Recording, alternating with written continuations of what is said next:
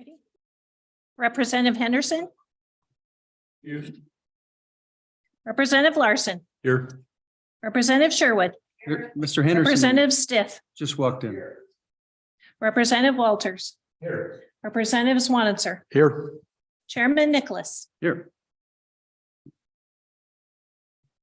And Representative Henderson just walked in. Okay, the first thing we'll do is, we've got 4 re-referrals. I saw Barry outside. Is he still nearby? Okay. And we don't have the chairman of revenue here yet.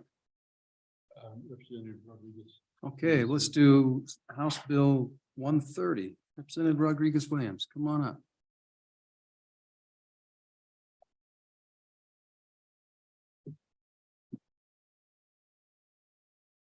Welcome.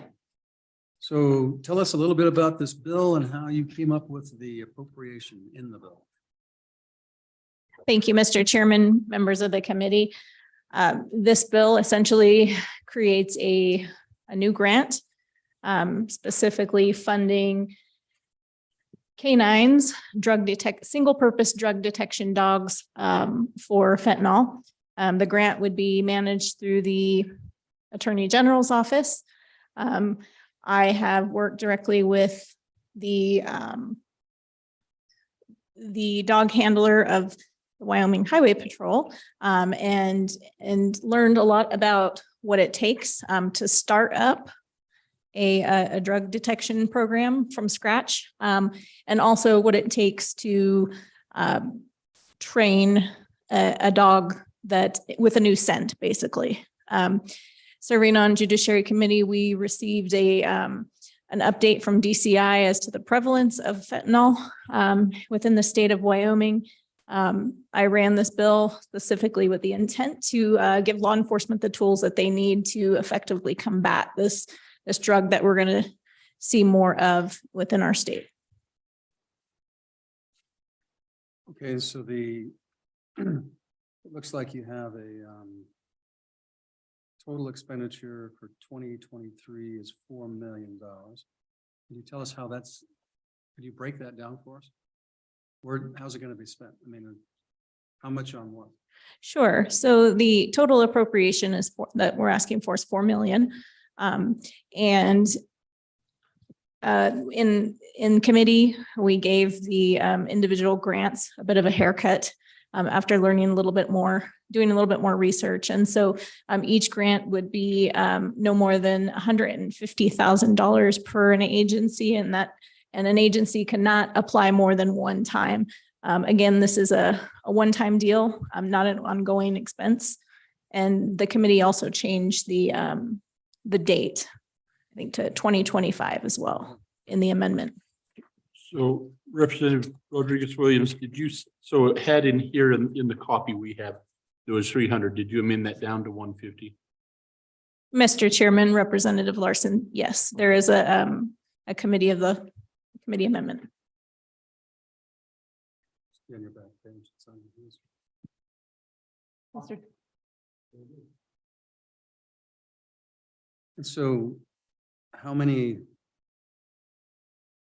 just trying to think, what does that turn into? How many dogs does this purchase? 24? Yeah, Mr. Chairman, members of the committee, it's going to look different for every agency. There will be some agencies that have existing canine programs, and so they won't need to spend as much as agencies that are applying for a new startup program. Essentially, those that do have existing programs, it might be something as simple as sending the dog handler and the dog to be retrained to learn a new scent, specifically fentanyl. So how many dog programs are there currently in Wyoming? Chairman Nicholas, members of the committee, I don't have an answer for you. I did work with stakeholders such as WASCOP and the Highway Patrol, and I don't have an exact figure with me right now. I can tell you that the Wyoming Highway Patrol does have a dozen dogs However, right now they have only one that is trained to sniff fentanyl. And according to testimony that we heard from my key witness in committee, he wanted to wait 6 months to see how this dog was doing, and then start training the other dogs. And so another thing that I will mention is that the committee did amend the bill so that any state law enforcement agency can apply for this grant as well. So looking back, I think probably when you started working on this in the fall, maybe in the summer, not knowing where we would be in the budgetary process, the $4 million, I think is makes sense to me. But now that we've appropriated, typically we appropriate 105 million to our locals. This year, we're going to be at 143. So in our action here, we'll increase to our local another 26 million. Is it reasonable to think that they would have the resources? This is kind of a one-time thing, I think. And we would say that this local distribution would be a one-time. We don't know that we'll be at 143 next year, the year after, but we certainly are this year, that if it's really a priority, that they would be able to fund it with that windfall. Mr. Chairman, Representative Larson, members of the committee, I personally believe that public safety is really paramount when it comes to this issue. The briefing that we received from DCI in committee number 1 is really astonishing. Illicit manufactured fentanyl is a lethal drug. It's being laced in candy, and the severity of an increase in overdoses and like I said, prevalence within the community is very alarming. And so I view this allocation as a public safety issue, and also an opportunity to give law enforcement the necessary, another tool, not only for their own safety, but for the safety of the public. Mr. Chairman. Go ahead. So I guess to follow up on that, Representative Rodriguez, it seems that local municipalities, say such as my community, which has a K-9 unit already, if fentanyl is a big problem, which it may be, and it seems like they would then have the resources based upon the local distributions that we've done separately to be able to retrain their dogs. Wouldn't they be able to do that without this bill? Mr. Chairman, Representative Stith, again, every community it's going to look different in every community. I think that the necessity is there to have this tool throughout the state. Again, larger agencies and larger municipalities might have more funding available to them, and it might be as simple as sending a current K-9 single purpose drug dog just to get retrained for a new scent. So they might not opt in for that grant and might leave that opportunity for another agency that doesn't have an existing K-9 program. But again, the need for this additional tool for public safety is definitely paramount. Further questions? So I have one other question. Have we looked into whether or not it's less expensive to buy a dog that's already trained than to create a dog training program?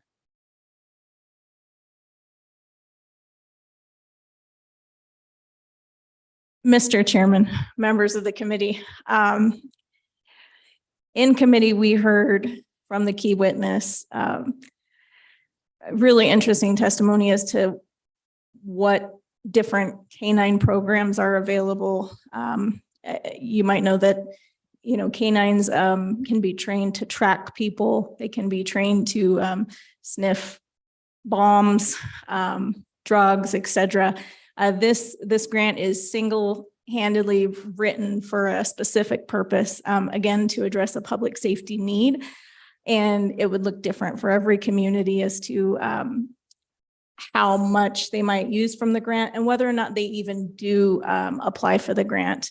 I can tell you that the key witness that we had in committee actually is a nationally certified trainer for fentanyl. And so I think it's wonderful that we have that resource here within state, which might save some money as well, if those agencies choose to use him specifically as a trainer.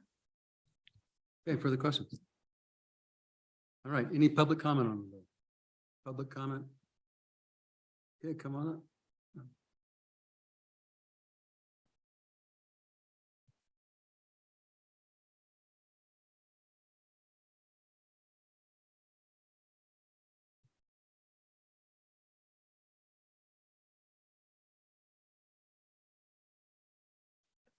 Thank you, Mr. Chairman. Alan Slagle. Welcome. I serve on the Ag Committee as well. We were the ones that heard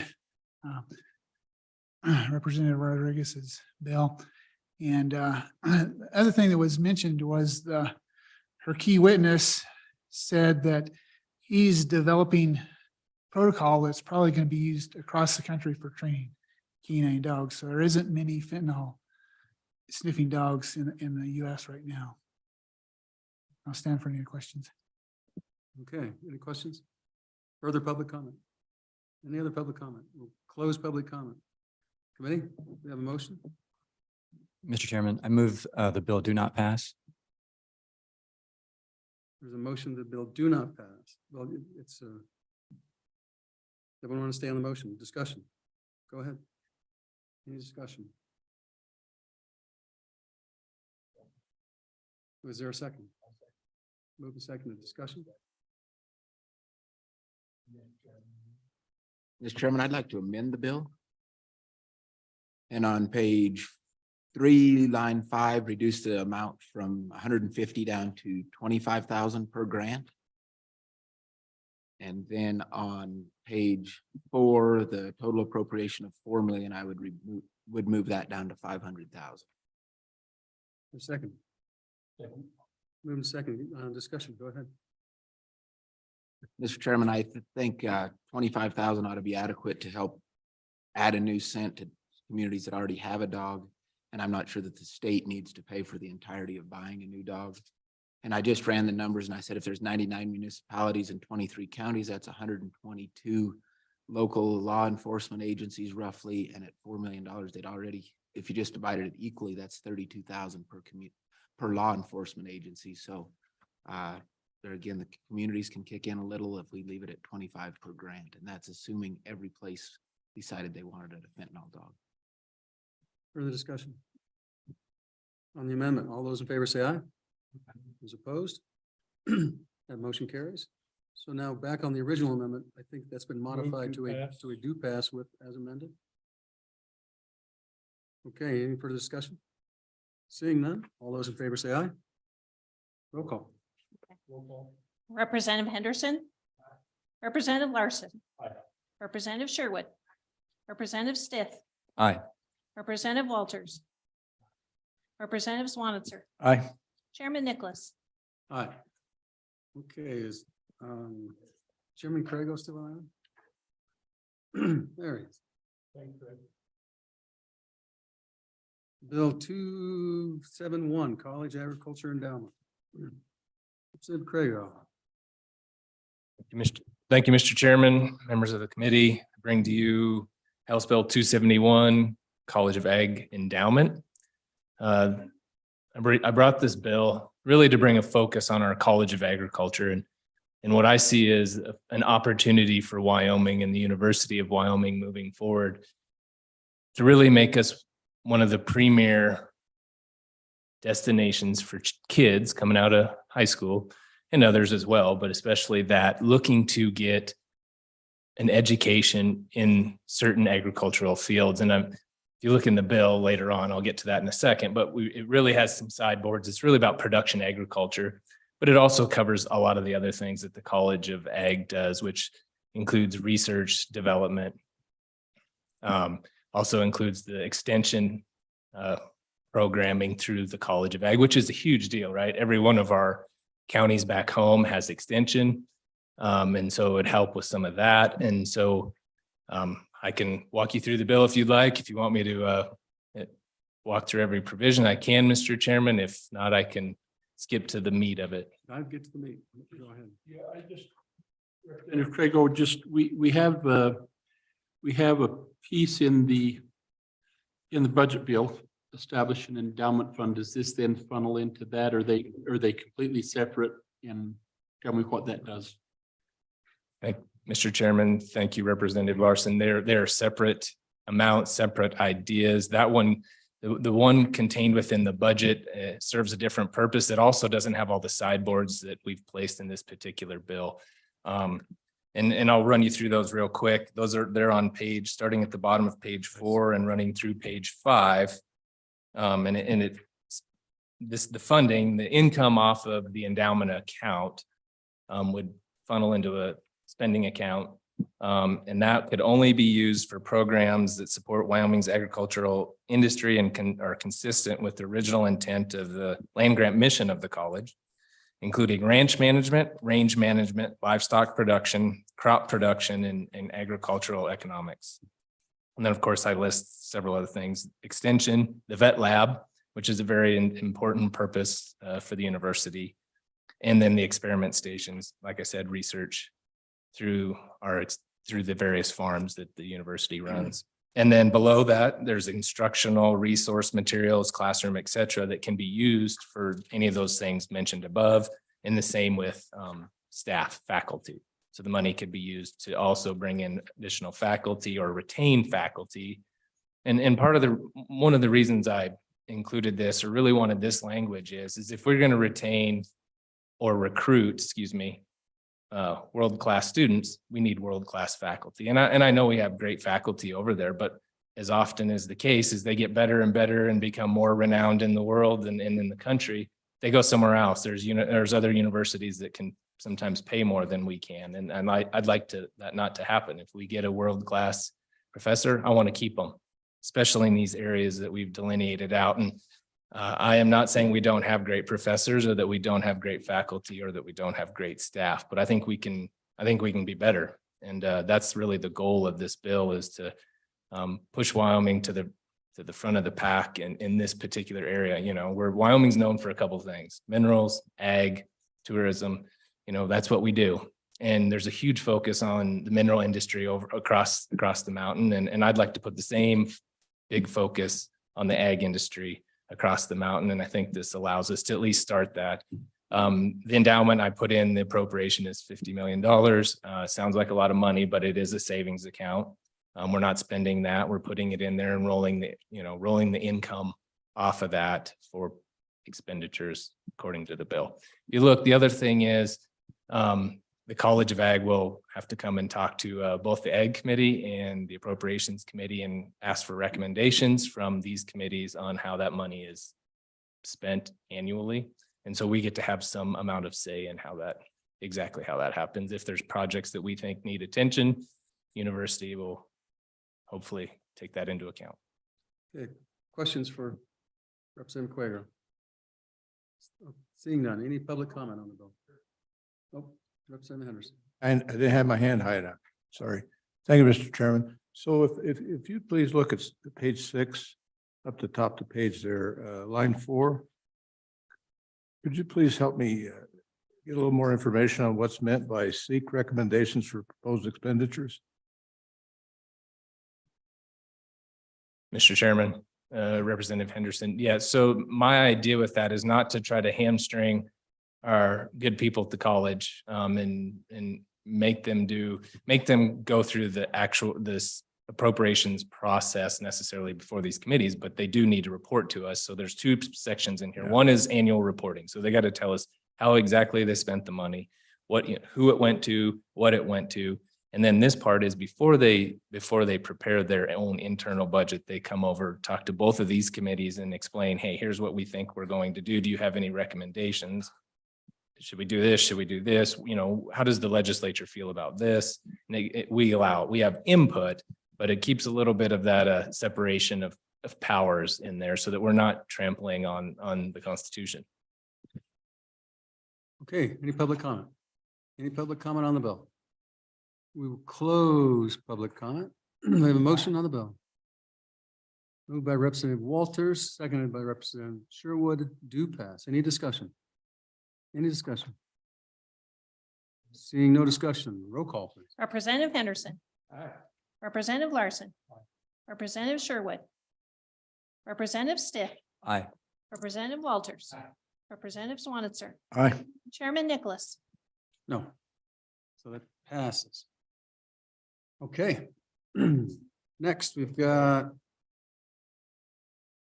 We don't have anyone from revenue here to talk about the revenue bill, do we?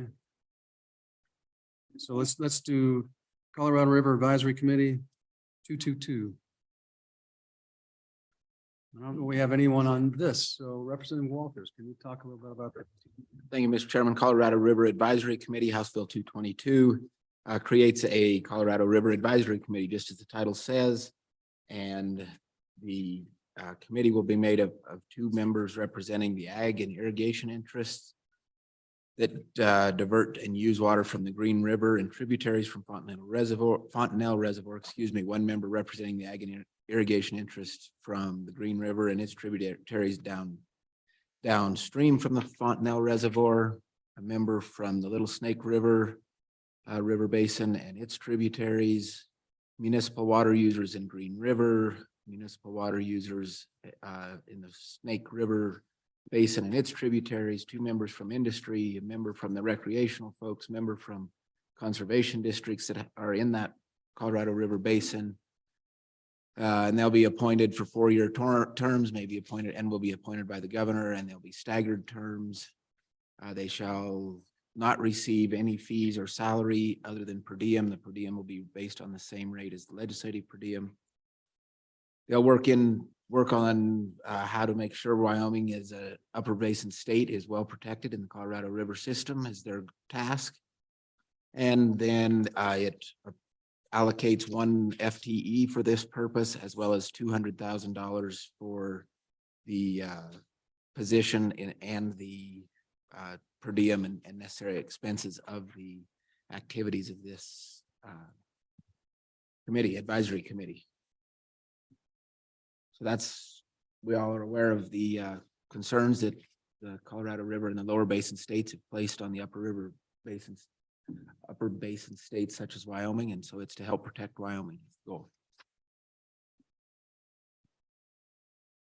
Is the what's the appropriation?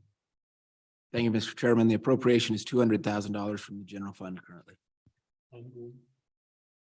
Any public comment on the re-referral? I don't see any public comment. We'll close public comment. Do we have any motion on the bill? Move the bill, we pass. Is there any amendments? To answer the question from a minute ago, any unexpended funds from that 200,000 will revert on June 30th of 2024. And with that, Mr. Chairman, I would make a motion on page 7. I would move to remove lines 12, 13, and 14, which is the authorized position. And then I would, the second item is down on line 17. I would change the source of funding from the general fund to Water One. Moved and seconded. Discussion. Any discussion? All those in favor of the amendment say aye. Those opposed? That motion carries. Any other amendments? Seeing none. Any question being called? Roll call, please. Representative Henderson. Representative Larson. Representative Sherwood. Representative Stiff. Aye. Representative Walters. Representative Swanitzer. Aye. Chairman Nicholas. All right. So committee, I'm inclined to, because we're going to have to meet on adjournment. Okay, there's a couple bills that are being worked right now that need to come out of committee. And I kind of would like the chairman of revenue to walk us through these amounts. So I'm thinking let's table this until this evening. And that also means we can get to the two bills we have in front of us. So first up, House Bill 105, repeal of gun zones.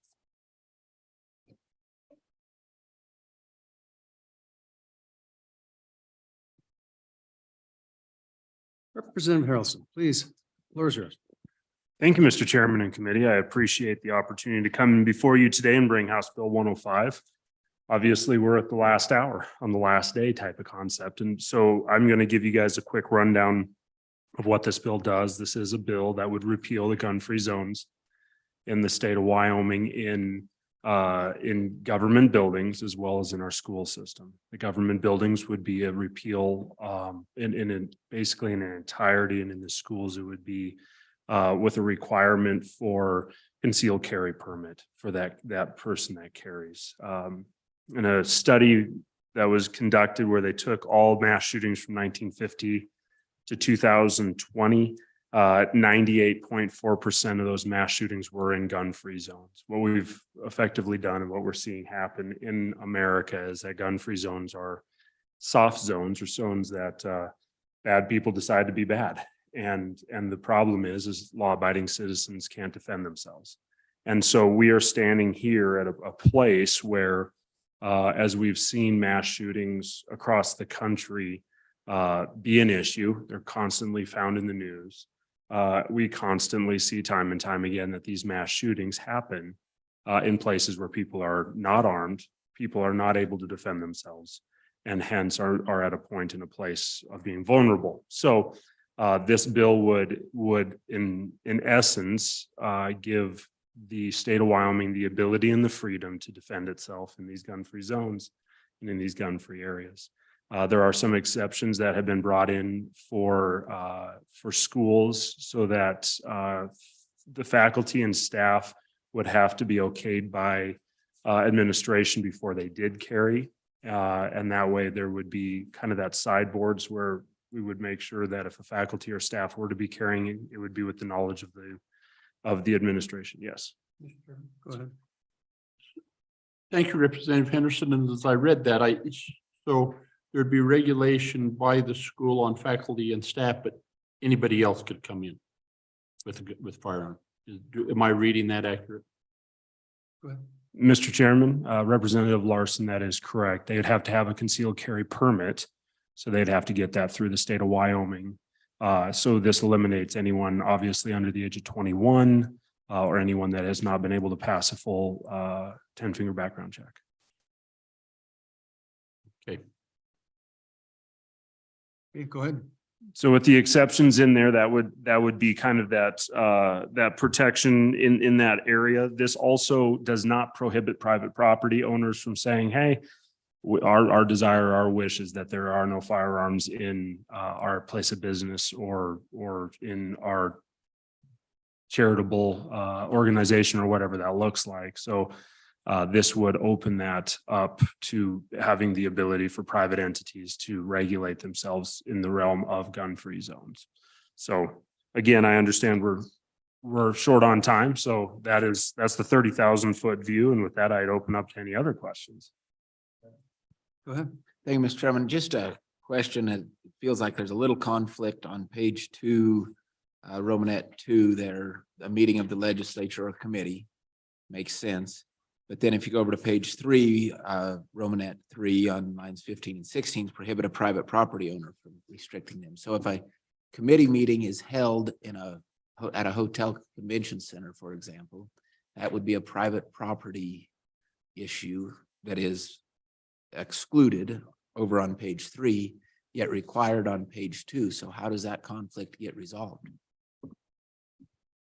Thank you, Mr. Chairman. Representative Walters, in my opinion, at that point, private property rights would trump the other. If the private entity, if we were to be in essence or in a concept where we had a committee on TRW this last year was at the new museum up by Du Bois, that private property owner would have the ability to, at that point, post and notify committee that was not going to be a place where firearms were welcome. So following that up, Mr. Chairman, that's your opinion, but where does it say that in the bill? To make sure that that's the legal case and not just your opinion. Mr. Chairman, thank you very much, Representative Walters. That would be a great question and would definitely love to have the help of the committee if there is a place where we need to clarify that. Go ahead. So if you could help me on page 4, where you change the language on regulation and all of that in your section C. So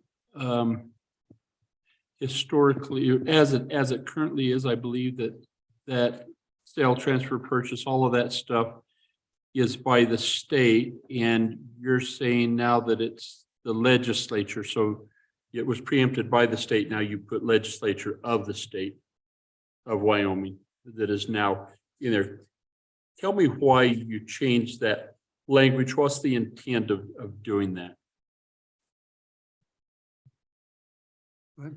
Thank you, Mr. Chairman, Representative Larson. So the reality is this bill is the bill that was passed out of our Senate colleagues body in 2020, I believe it was.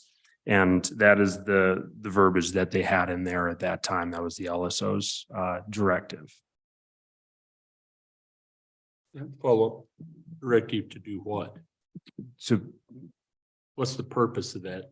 thank you, Mr. Chairman, Representative Larson.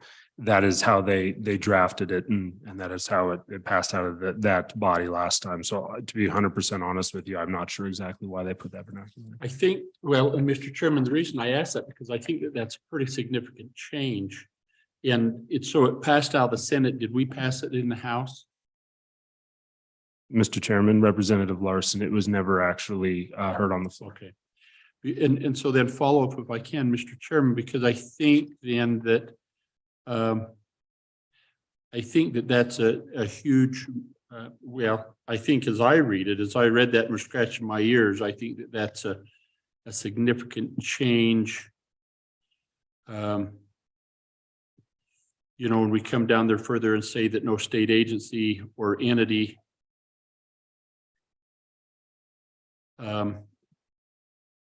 we add that language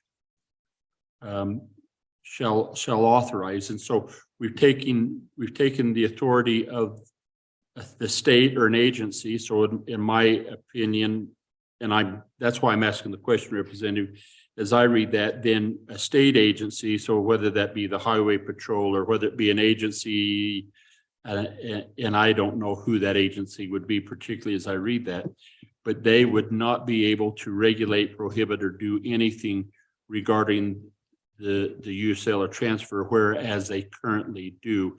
And as I read it, that is given solely to the legislature to do. Mr. Chairman, Representative Larson. So yes, that is correct. One thing I think that is an understanding though, is this, I believe, brings everything underneath one umbrella, where instead of it being a place where we would have an exemption. And so one of the issues that we struggle with right now, so the day I turned 21, I went in and got my concealed carry permit. I didn't drink because I didn't have any desire to do that, but I did want to have my concealed carry permit. And so I walked in there and I got that. And one of the things that I found out very quickly as I talked with my sheriff, as well as just some of the individuals in my community, is it's a checkerboard of places that you can conceal that firearm legally. And if we don't bring it all under one umbrella, we will continue to have said checkerboarding of, so if there was one entity that propagated a different set of rules than another, this would give us that umbrella for making sure that we have uniformity in those rules. And that's how I read it. Now, I can't promise you that is what it is for, but that's how I read it. No, I'm just being honest with you, Representative. That's why I'm scratching my head too, because And I appreciate that. I just had the question. I don't know that I have a clear understanding. That's why I ask and trying to see what your intent. So I'm not trying to, I've just said, yeah, I'm with you. I don't know that I understand that part either. Thank you, Mr. Chairman. Mr. Chairman. Please go ahead. Thank you. I think I'm on that same section, that page 4, and that language that allows the legislature to regulate. Would you be in favor of this idea if there was a change in the makeup of the body and the minority party then became the majority party? If they like to carry guns. So thank you very much, Mr. Chairman and Representative Sherwood. At any moment, the legislature can change the rules in any way, shape, or form. This doesn't change that. At that point, they could draft a bill that says every gun's illegal in every part of the state, and they could do that. Now, obviously, it would come under judicial review for a Second Amendment breach.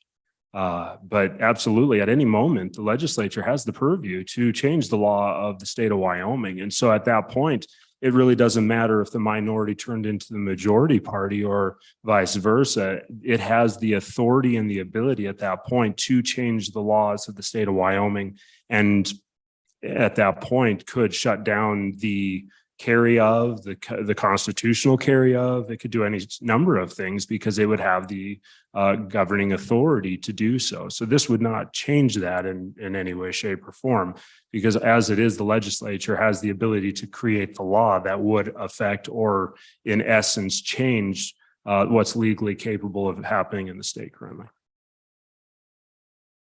Representative Stiff. And thank you.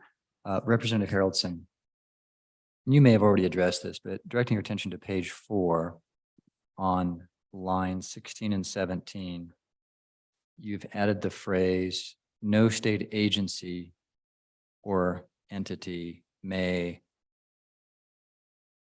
authorize, regulate, or prohibit the possession of firearms. So tell me how this works with respect to our courts. You know, I mean, I take the view that courts are state agencies because they show up in our budget as state agencies. Is the intention here to say that the courts can't keep guns out of the courtroom? Is that what this does or not? Go ahead. Mr. Chairman, Representative Stiff, if the judicial system were a state agency, then parental rights would already be covered and we wouldn't have to run that bill. So as right now, the courts have claimed that they're not a state agency by our parental rights standards. And so they have excluded themselves from a state agency as it stands right now. But I've heard it's a good bill if we wanted to run it at some point in time. Representative Henderson. Thank you, Mr. Chairman. Just a little clarification, please, on page 4, just a little farther down. We've already covered the any other entity, but 2 years ago, you know, we passed legislation enacting churches to make decisions related to firearms. What's your view of that in terms of the prohibition of the ability to prohibit or allow possession? Mr. Chairman, Representative Henderson. So obviously the church aspect directly affects me. So prior to that change that this body brought, you had to have written permission or consent from the pastor or head of the board or chairman of the board of a non-for-profit, religious non-for-profit 501c3. Under current statute, and I'm just more saying this for everyone in the room, under current statute, it is open. It's not a gun-free zone. And personally, the church that I pastor and represent, it created a monstrous amount of relief for us from not having to deal with the paperwork side of it.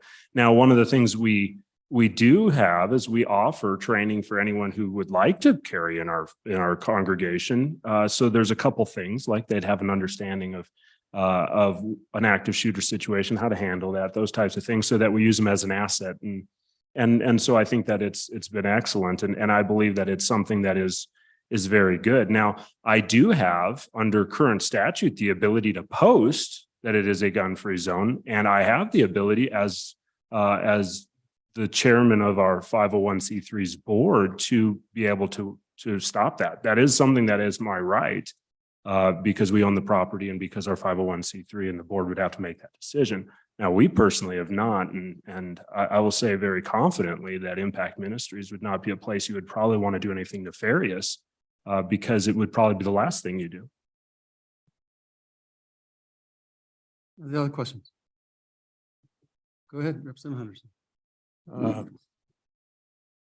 Well, along those lines, based on what you've said, Mr. Chairman, what do you see, if any, maybe some potential speed bumps or road interference with your right as, you know, as a church leader to decide which way you want to go with it at any given time?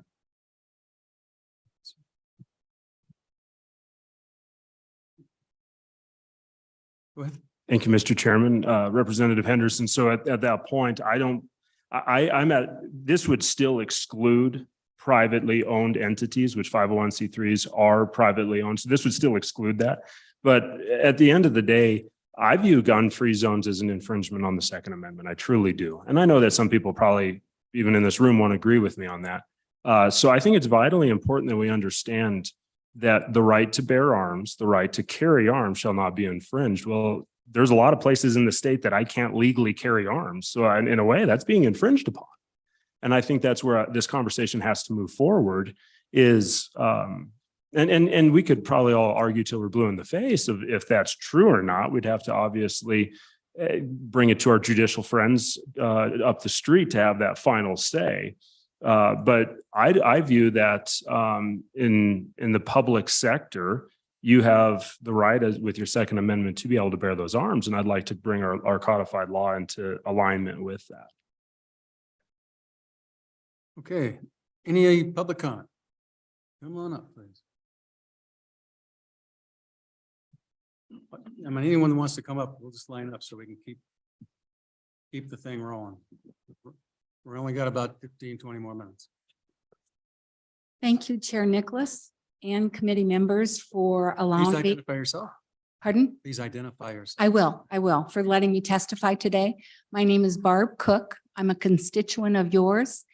And I'm also a wife of a 26-year retired Air Force colonel, mom of 3, grandma of 5, a weekly school volunteer, and a retired educator. Today, I will speak about what I know, having taught for 21 years in Laramie County School District 1, having 2 daughters that are currently working in the school district, and through weekly volunteering, I'm aware of the activities, both positive and negative, that go on inside the classroom. Every day, challenging students and their parents exhibit ever escalating inappropriate behavior that can pose a risk to other classmates and school personnel. If any of these people have the ability to carry a concealed weapon with them into a school, I can only imagine the outcome of that scenario. You don't have to look too far to find people, even young children, acting inappropriately with guns. In the US, during the month of January 2023, there have been 11 mass shootings, resulting in 57 lives lost. Please let that statistic sink in. Research shows that the presence of guns makes people more aggressive. I believe that we all want to make sure our schools are safe environments for learning, but House Bill 105 will not bring us closer to that goal. We know access to firearms triples the risk of death by suicide and doubles the risk of death by homicide. Clearly, the research indicates that introducing more guns to our school would diminish the safety of our students and school personnel. I was head teacher in one of the finest schools in Laramie County School District 1. We had wonderful clientele, but we were never at a loss for challenging parents, grandparents, frustrated with the administration or teachers or even other children. It's important that potential disagreements be resolved peacefully and without the risk of escalation. Injecting loaded firearms into those situations is reckless and could have terrible consequences. Schools must be a safe haven. That was one of my most important jobs as an educator, was to keep children safe. But House Bill 105 could put students and school personnel in harm's way. As an educator, as a mom of 2 girls that are working in the school district, and as a grandma of 3 students, I want children and teachers safe, not in danger. Please, please defeat House Bill 105. Thank you for your comments. Okay, next. Please proceed. Thank you, Chair Nicholas. I'm Beth Howard, a longtime resident of Cheyenne. I'm a mother and a grandmother, and I'm here to voice my opposition to House Bill 105. I thank you for the opportunity to testify. I'm concerned for the safety of all Wyoming citizens. I am testifying today as a volunteer with Wyoming Moms Demand Action for Gun Sense in America. If more guns in more places would keep us safer, Wyoming would already be the safest place in the nation, but we are not. In fact, we have the 6th highest rate of gun deaths in the nation and the highest gun suicide rate. Yesterday, after a disturbance in the a senator said, "I wish I had my gun." The only thing worse than a shooting in the Senate would be a shootout. More innocent people would die. I want you all to be safe, but House Bill 105 will not get us there. This bill is dangerous and will force guns into our K through 12 schools and our university and community college campuses. The bill is offered as a solution to prevent gun violence, but in reality, the increased presence of guns introduces new risks and does nothing to intervene before shootings happen. Law enforcement officers receive an average of 840 hours of basic training, including 168 hours of training on weapons, self-defense, and the use of force. Under this bill, people with little safety training, because our concealed carry permit does not have it, will be able to carry concealed guns into campus facilities and K through 12 schools. Laws and policies that force colleges to allow guns on campus are likely to lead to more shootings, homicides, and suicides, but are unlikely to prevent mass shootings. Firearms are now the leading cause of death for children in the United States. This is a devastating fact, and we can do better. There are many ways to protect citizens from violence, but this bill is not one of them. There are gun rights, and there are gun wrongs, and this bill is all wrong. I urge you to vote no on House Bill 105. Thank you, and I stand for questions. Okay, please proceed. Next witness. Hello, Mr. Chairman and members of the committee. I am Mara McManaman, 4th generation Wyomingite from Torrington, Wyoming and Goshen County. I am also a 100% disabled Army veteran, but I am here as a private citizen. Most tragedies we hear about occur in gun-free zones. As the presenter of the bill said, we see these mass shootings happen where people are not armed. We, the people, need the opportunity to uphold our right to defend ourselves. I would like to ask you all to vote aye on this bill. Thank you for your careful consideration, and I sit for questions. Thank you. Appreciate your testimony. Go ahead. Good morning, Mr. Chair, members of the committee. I'm Grady Hutcherson. I currently serve as the president of the Wyoming Education Association. I taught for 24 years. The majority of those years were at the 2nd grade level, 7 and 8-year-olds. I also am a commissioner appointed by the governor to the Education Commission of the states. And you've heard some very powerful testimony, and this is not the first time that we've seen this bill or that we've discussed this issue. WA is in opposition of this bill. Our paramount goal is to keep every student safe. And I want to share just a couple of quick stories with you all, because I don't know if anyone else in the room has this experience.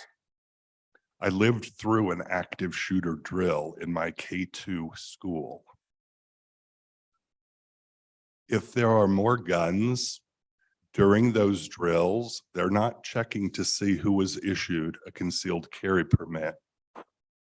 Law enforcement are trained to identify who has the weapon. It was a traumatizing experience for me as an adult. It will even make me emotional because I had 18 7-year-olds in my classroom who had to go through that. This gun violence tragedy obviously is an issue that needs to be addressed. This bill does not do that by adding more guns into the school. And I want to, if I may, share one other story. In preparation for that active shooter drill, we had all of the emergency agencies and law enforcement at our school for an assembly so that we could best prepare and answer questions for students. The law enforcement officers proceeded to move around the auditorium, and they were squatting down next to kindergarten through 2nd grade students to ask their questions and answer them.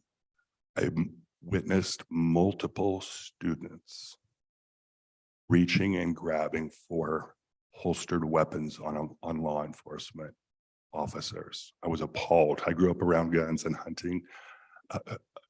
We have to also understand that there are students that do not have any knowledge of gun safety.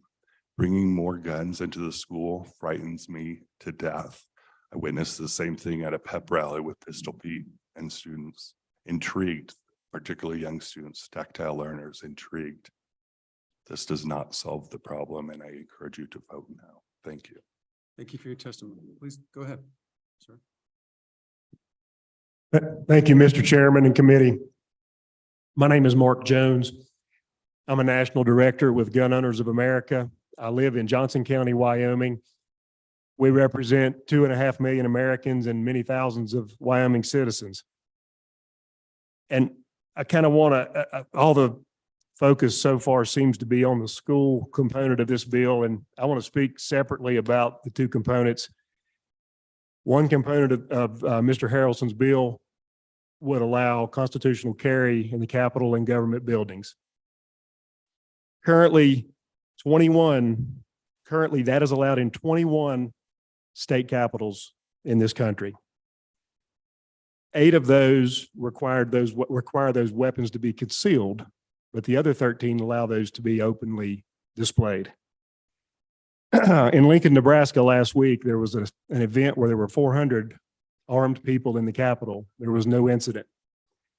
To my knowledge, there has not been a single shooting in any of these capitals that allow the citizens to carry into the buildings they fund with their tax money.